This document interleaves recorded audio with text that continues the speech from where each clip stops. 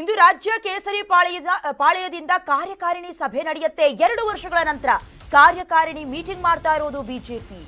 ಇಂದು ರಾಜ್ಯ ಬಿಜೆಪಿಯಿಂದ ಕಾರ್ಯಕಾರಿಣಿ ಸಭೆ ನಡೆಯುತ್ತೆ. 2 ವರ್ಷ ಆಯಿತು ನಂತರದಲ್ಲಿ ನಡೀತಾ ಇರುವಂತಹ ಕಾರ್ಯಕಾರಿಣಿ ಮೀಟಿಂಗ್ ಇದು. ಅರಮನೆ ಮೈದಾನದ ಗಾಯತ್ರಿ ಗ್ರ್ಯಾಂಡ್ ನಲ್ಲಿ ಸಭೆಯಾಗುತ್ತೆ. ಇಂದು ಬೆಳಗ್ಗೆ 10:30 ಆರಂಭವಾಗಲಿರುವ ಕಾರ್ಯಕಾರಿಣಿ ಸಭೆ. ಈ ಸಭೆಯಲ್ಲಿ ಗಜೇಂದ್ರ ಸಿಂಗ್ ಶೇಖಾವತ್ ನೇತೃತ್ವದಲ್ಲಿ ಮೀಟಿಂಗ್ ಆಗುತ್ತೆ. ಕೇಂದ್ರ ಸಚಿವ ಗಜೇಂದ್ರ ಸಿಂಗ್ ಶೇಖಾವತ್ ಜೊತೆಗೆ ಸಭೆಯಲ್ಲಿ ಸ್ಥಳೀಯ ಚುನಾವಣೆಯ ಬಗ್ಗೆ ಚರ್ಚೆಯಾಗುತ್ತೆ. ಕಾರ್ಯಕಾರಿಣಿ ಸಭೆಯಲ್ಲಿ ಬಿಜೆಪಿ ನಾಯಕರು ಭಾಗಿಯಾಗ್ತಾ ಇರೋದು ಯಾಕೋ ಬರ್ತಾ ಬರ್ತಾ ಬಿಜೆಪಿ ನಾಯಕರಲ್ಲಿ ಆ ಹುಮ್ಮಸ್ ಕಾಣಿಸ್ತಾ ಇಲ್ಲ. ಅಥವಾ ನಾವು ಆಡಳಿತಾರೂಢ ಪಕ್ಷವನ್ನ ಕಟ್ಟಿ ಹಾಕಬೇಕು, ಒಂದು ಹೆಜ್ಜೆಯನ್ನ ಮುಂದಿಟ್ಟು ಅವರ ಲೋಪದೋಷಗಳನ್ನು ಎತ್ತಿಡಬೇಕು, ಇವೆಲ್ಲ ಏನಕ್ಕೆ ಕಾಣಿಸ್ತಾ ಇಲ್ಲ, ಸೈಲೆಂಟ್ ಆಗಿದೆ, ಕಾರಣ ಏನಿರಬಹುದು ಅನ್ನೋದಾಗಿ ಬಹಳ ಆಳಕ್ಕೋಗಿ ನೋಡಿದಾಗ ಗೊತ್ತಾಗತ್ತೆ. ಈಗಾಗಲೇ ಬಿಜೆಪಿಯಲ್ಲಿ ಒಂದೇ ಪಕ್ಷ 3 ಬಾಗ್ಲಾಗಿದೆ. ಒಂದು ಕಡೆ ರೆಬಲ್ಸ್ ಟೀಮ್, ಇನ್ನೊಂದು ಕಡೆ ವಿಜಯೇಂದ್ರ ಅವರ ಪಕ್ಷ, ಮತ್ತೊಂದು ಕಡೆ ತಟಸ್ಥ ಬಣ.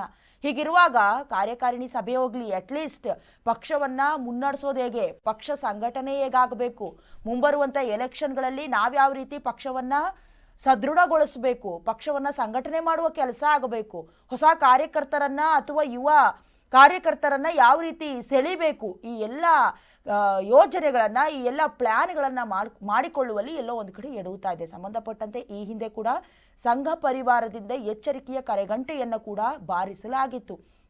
ಆಡಳಿತಾರೂಢ ಕಾಂಗ್ರೆಸ್ ಪಕ್ಷದ ವಿರುದ್ಧವಾಗಿ ಇರುವಂತ ಕೆಲ ವಿಚಾರಗಳನ್ನ, ಲೋಪದೋಷಗಳನ್ನ ಇಟ್ಕೊಂಡು ಪ್ರತಿಭಟನೆ ಮಾಡಿ ಧ್ವನಿ ಎತ್ತಿ ಸೈಲೆಂಟ್ ಆಗಿಬಿಟ್ರೆ ಹೇಗೆ ಅಂತ.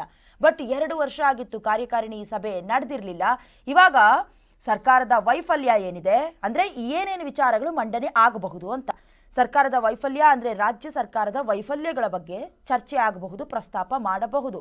ಜೊತೆಗೆ ಸರ್ಕಾರದ ವಿರುದ್ಧ ಇರುವಂತಹ ಭ್ರಷ್ಟಾಚಾರ ಇದೆಯಲ್ಲ, ಆರೋಪ ಬಹಳ ದೊಡ್ಡ ಮಟ್ಟಕ್ಕೆ ಕೇಳಿತ್ತು. ಫಾರ್ ಎಕ್ಸಾಂಪಲ್ಗೆ ಅಬಕಾರಿ ಇಲಾಖೆಯಲ್ಲಿ ಕೇಳಿ ಬಂದಿದ್ದಂತ ಚರ್ಚೆ ಇದೆಯಲ್ಲ, ಅಧಿವೇಶನದಲ್ಲೂ ಸೌಂಡ್ ಮಾಡ್ತು, ಸೈಲೆಂಟ್ ಆಯ್ತು. ಬಟ್ ಇವರೇನಾದ್ರೂ ಧ್ವನಿ ಎತ್ತಿದ್ರ ಅಂದ್ರೆ ಬಿಜೆಪಿ ನಾಯಕರು ಇಲ್ಲ.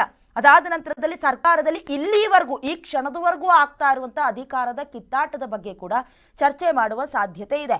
ಹಾಗೆ ಮುಂದಿನ ಹೋರಾಟ ಏನು, ಇದರ ರೂಪುರೇಷೆ ಕೂಡ ಇವತ್ತು ನಡೆಯುವಂತಹ 10:30 ನಡೆಯುವ ಕಾರ್ಯಕಾರಿಣಿ ಸಭೆಯಲ್ಲಿ ಕೆಲ ರೂಪುರೇಷೆಗಳನ್ನ ಮಾಡಿಕೊಳ್ಳಬಹುದು. ಬಹಳ ಇಂಪಾರ್ಟೆಂಟ್ ಆಗಿ ಮುಂದೆ ಬರುವಂತಹ ಸ್ಥಳೀಯ ಚುನಾವಣೆಗಳು, ಅದು ಜಿಲ್ಲಾ ಪಂಚಾಯತ್, ತಾಲೂಕು ಪಂಚಾಯತ್ ಅಥವಾ ಈಗ ಬರುವಂತಹ GBA ಎಲೆಕ್ಷನ್ ಅನ್ನ ಗಮನದಲ್ಲಿಟ್ಕೊಂಡು ನಾವು ಯಾವ ರೀತಿ ಪ್ರಿಪೇರ್ ಆಗಬೇಕು, ಯಾವ ರೀತಿ ಮಣಿಸಬೇಕು, ಸರ್ಕಾರದ ಲೋಪದೋಷಗಳನ್ನ ಜನರ ಮುಂದೆ ಹೇಗೆ ತೆರೆದಿಡಬೇಕು ಅನ್ನೋದಕ್ಕೆ ಬಹಳ ಸೂಕ್ಷ್ಮವಾಗಿ ನೋಡಿಕೊಂಡು ಕಾರ್ಯಕಾರಿಣಿ ಸಭೆಯಲ್ಲಿ ತೀರ್ಮಾನವನ್ನ ಮಾಡ್ತಾರೆ. ಇನ್ನು ವಿಪಕ್ಷ ನಾಯಕರಾದ ಆರ್ ಅಶೋಕ್, ಛಲವಾದಿ ನಾರಾಯಣಸ್ವಾಮಿ, ರಾಜ್ಯ ಉಸ್ತುವಾರಿ ರಾಧಾಮೋಹನ್ ದಾಸ್ ಅಗರ್ವಾಲ್, ಹಾಗೆ ಸುಧಾಕರ್ ರೆಡ್ಡಿ ಸೇರಿದಂತೆ ಬಸವರಾಜ ಬೊಮ್ಮಾಯಿ, ಜಗದೀಶ್ ಶೆಟ್ಟರ್, ವಿಜಯೇಂದ್ರ ಅವರೆಲ್ಲರೂ ಕೂಡ ಅಂದ್ರೆ ಕೋರ್ ಕಮಿಟಿ ಸದಸ್ಯರು, ಸಂಸದರು, ಶಾಸಕರು, MLCಗಳು ಕಾರ್ಯಕಾರಿಣಿ ಸಭೆಯ ಅಪೇಕ್ಷಿತರು ಕೂಡ ಇವತ್ತು ಭಾಗಿ ಆಗುವ ಸಾಧ್ಯತೆ ಇದೆ.